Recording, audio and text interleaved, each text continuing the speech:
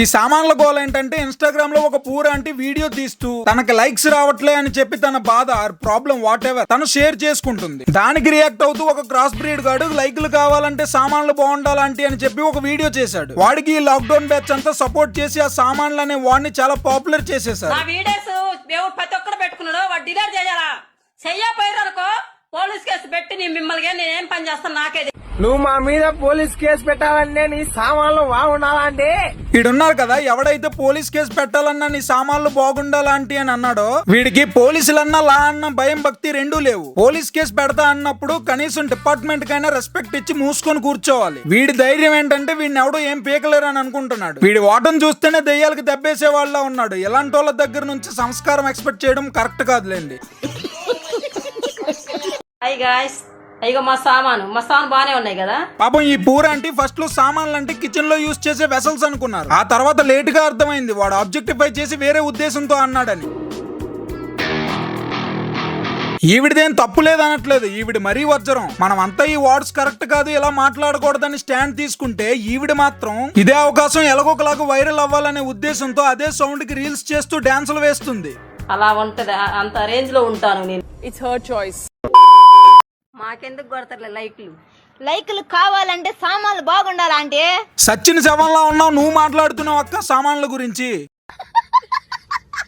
సామాను బాగుంటే లైక్. ఒక సామెత ఉందండి, ఆడదానికి ఆడదే శత్రువు అని. అక్కడ అమ్మాయిని ఆబ్జెక్టిఫై చేస్తున్నారని తెలిసినా మీరు కూడా అదే రిపీట్ చేస్తున్నారు చూడు, అది మీ గొప్పతనం. అయినా ఈ సామాన్లు గోలేని ఇనస్ట్రా తీర్తే చాలు నీ సామాన్లు గోలే వస్తుంది. ఈ సామాన్ల గోల పక్కన పెడితే ముందు నువ్వు పళ్ళు సరి చేసుకొని రాక్క ఏదో పేలగొంత వేసుకొని. మాకెందుకు కొడతారులే లైకులు? ఏసీలో కూర్చునే వాళ్ళకి కారులో తిరిగే వాళ్ళకి కొడతారు లైకులు. మీకు లైకులు రావాలంటే సామాన్ బాగుండాలంటే. చీదినమ్మ జీవితం లైకుల కోసం వ్యూస్ కోసం మనుషులు ఎంతకైనా దిగజారుతారన్నమాట. ఆంటీ వైరల్ అయ్యిందో లేదో వెంటనే వరుస పెట్టి రీల్స్ చేసి వాడుకొని దొబ్బుతున్నారు. అంతేగాని దాని అర్థం ఏంటి దాని ఉద్దేశం ఏంటి అనే ఆలోచనే లేదు. అయినా వీళ్ళకి తెలియదు అనుకోవడం మన అమాయకత్వం. కమెంట్స్ చూస్తారు కదా, ఆ చూసిన కమెంట్స్ ని పట్టించుకుంటే ఇలా క్రింజ్ క్రియేట్ చేసి జనాలను దొబ్బరు. అంటే అది నాకెందుకు కొడతారులే లైకులు కావాలంటే సామాన్లు బాగుండాలంటే. బాగుండాలా? ఎవరురా నువ్వు? కొత్తలే సరే చెప్పుతా కొట్టాలంటే సామాన్లు బాగుండాలంటే. అక్కడే చెబుతున్నా, ఇదే చెప్తాం నేను. ఫస్ట్ లో ఎవరు అలా అన్నావు ఇలా అన్నావు అని చెప్పి చాలా సీరియస్ అయిపోయావు. తీరా రీచ్ వచ్చాక అదే అలుసుగా తీసుకుని దానిపైన వీడియోస్ చేసుకుంటున్నావు. సిగ్గుండాలి కొంచెమైనా.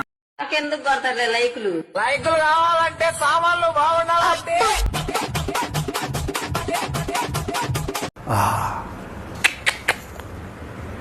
నా జీవితంలో ఎప్పుడు చూడలేదు, ఎంత అద్భుతంగా ఉంది.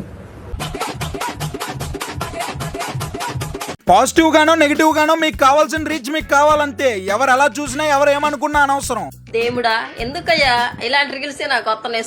సామానే వస్తుంది నాకు రే కల్లో. సామానే వస్తుంది సామానంటీ అంటున్నారు నా కల్లో. అలాగే ఉంటది మరి. వైరల్ అయిపోవాలనే క్యూరియాసిటీతో తెగ ఎంకరేజ్ చేశారు కదా అందరినీ. ఇప్పుడు ఎంజాయ్ చేయండి.